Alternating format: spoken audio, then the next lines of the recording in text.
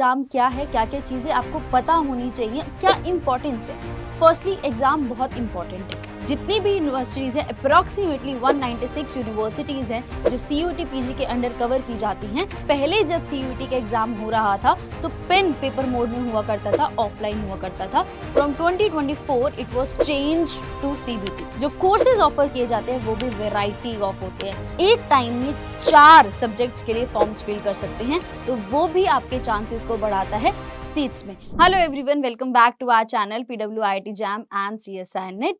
सो आज इस वीडियो में हम डिस्कस करने वाले हैं one of the most important exam जो सभी लोगों को पता होगा, that is CUT PG exam. So जो भी गाइडलाइंस हैं, जो भी चीजें मैं आज यहाँ डिस्कस करने वाली हूँ, मैं बेसिकली डिस्कस करने वाली हूँ 2024 एग्जाम पैटर्न से।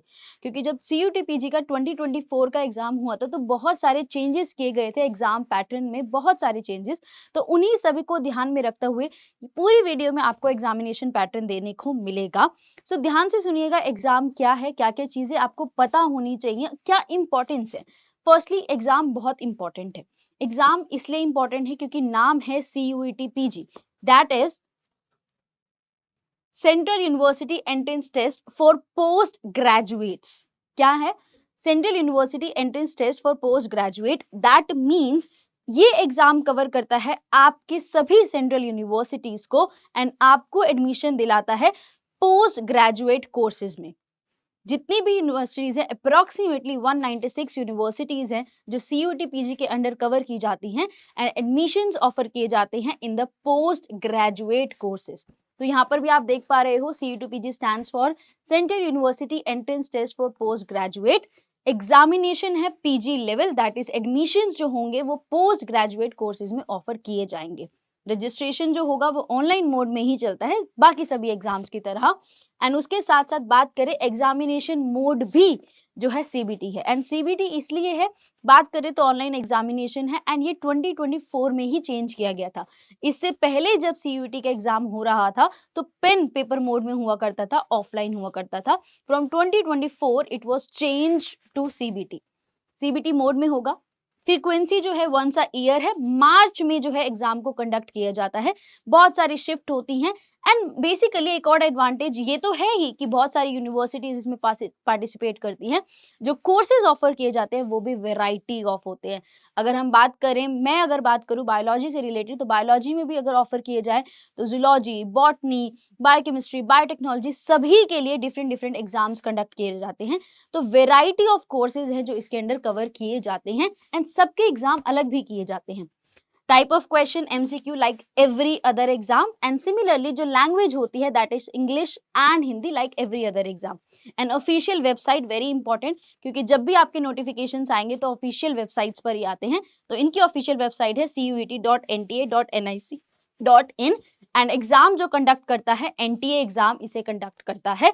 तो this is also a very important thing. बात करते हैं next, that is eligibility criteria. इसको आपको समझने की बहुत ज्यादा जरूरत है।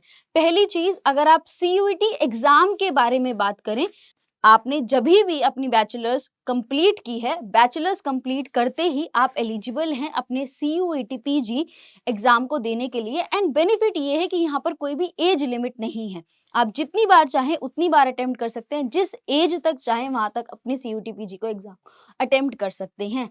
बट इस पार्ट में एक डिस्क्लेमर ये है कि जब आपने एग्जाम क्वालिफाई कर लिया, आपके एग्जाम को क्वालिफाई करने का सिंपल मतलब है कि आप पोस्ट ग्रेजुएट कोर्सेज में एडमिशन लेने के लिए एलिजिबल हैं। दैट मीन्स आपकी एलिजिबिलिटी इतनी है, आप इतने प्रिपेयर्ड हैं कि आप पोस्ट ग्रेजुएशन में एडमिशन ले सकते हैं। बट यूनिवर्सिटी आपको, कॉलेज आपको एडमिशन देगा या नहीं देगा, वो यूनिवर्सिटी कॉलेज स्पेसिफिक एलिजिबिलिटी होने वाली है। एग्जाम देने की क्वालिफिकेशंस इतनी ही है कि बैचलर्स कंप्लीट कर लो, क्वालिफाई करते ही एडमिशन के लिए एलिजिबल हो जाओ। लेकिन कॉलेज और यूनिवर्सिटी एडमिशन देंगे नहीं देंगे, वो एलिजिबिलिटी क्राइटेरिया हर एक कॉलेज यूनिवर्सिटी का अपना खुद का होगा एंड वो आपको देखना होगा जब आप आगे जाके काउंसलिंग के लिए अप्लाई करेंगे। तो एग्जाम पैटर्न कुछ इस तरीके से होता है। आप सबसे पहला स्टेप यही होता है, आप सबसे पहले एग्जाम के लिए फॉर्म फिल करेंगे, आप एग्जाम देंगे, आपने एग्जाम क्वालिफाई करा, राइट।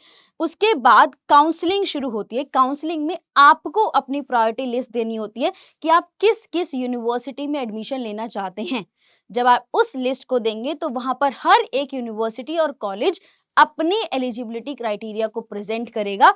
अगर आप उसे सेटिस्फाई करते हैं तो ही आपको वो कॉलेज और यूनिवर्सिटी एडमिशन देगा, अदरवाइज नहीं देगा। तो यहाँ पर वन स्टेप एलिजिबिलिटी क्राइटेरिया नहीं है, टू स्टेप एलिजिबिलिटी क्राइटेरिया है। एग्जाम देने के लिए भी एलिजिबिलिटी क्राइटेरिया है एंड उसके बाद एडमिशन लेने के लिए भी एलिजिबिलिटी क्राइटेरिया है, and that too different for different colleges and universities. तो एक अच्छे खासे, हमेशा मैं जब भी किसी एग्जाम के बारे में डिस्कस करती हूँ तो हमेशा स्टूडेंट्स को बताती हूँ कि फॉर्म फिल करने से पहले प्लीज एक बार ब्रोशर जरूर पढ़िएगा, देखिएगा, जानिएगा। तो जब आप लोग भी फॉर्म फिल करें तो प्लीज ब्रोशर जरूर चेक कीजिएगा कि जो यूनिवर्सिटी कॉलेज में आप इंटरेस्टेड हैं, क्या आप उसके एलिजिबिलिटी क्राइटेरिया को सेटिस्फाई करते हैं या नहीं करते हैं। मोस्ट प्रोबेबली सब यही रखते हैं कि बैचलर्स होने चाहिए और बैचलर्स में इतने परसेंटेज ऑफ मार्क्स आने चाहिए, एलिजिबिलिटी हो सकती है। बट फिर भी डिफरेंट डिफरेंट यूनिवर्सिटीज और कॉलेज अलग अलग परसेंटेज रखते हैं, तो वहां पर आपको ध्यान देना बहुत जरूरी होता है। और एक और एडवांटेज ये है, जैसे हम बात कर रहे थे, या मैंने आपको बोला कि बहुत सारे सब्जेक्ट्स में एग्जाम कंडक्ट कराया जाता है। अगर बायोलॉजी की बात करें तो बॉटनी का एग्जाम है, जियोलॉजी का अलग एग्जाम होता है, बायोकेमिस्ट्री, बायोटेक्नोलॉजी, माइक्रोबायोलॉजी, बायो के ही इतने सारे सब्जेक्ट्स हैं जहां पर एग्जाम कंडक्ट कराया जाता है। एंड आप एक टाइम में 4 सब्जेक्ट्स के लिए फॉर्म्स फिल कर सकते हैं, तो वो भी आपके चांसेस को बढ़ाता है सीट्स में। मतलब मेजर एडवांटेज सीट्स के नंबर में तो ऑलरेडी है कि इतनी सारी यूनिवर्सिटीज आ रही हैं, उसके बाद जब सब्जेक्ट्स का एड ऑन है तो वो और ज्यादा चांसेस बढ़ाता है आपके एडमिशंस में।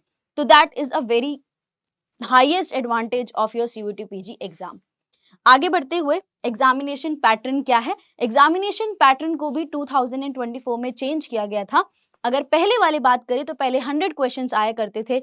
जनरल एप्टीट्यूड का भी एक सेक्शन आया करता था, एंड बाद में 2024 में इसे जनरल एप्टीट्यूड का जो सेक्शन है उसे कंप्लीटली हटा दिया गया था और जनरल एप्टीट्यूड को एक डिफरेंट सब्जेक्ट की तरह इंक्लूड किया गया था।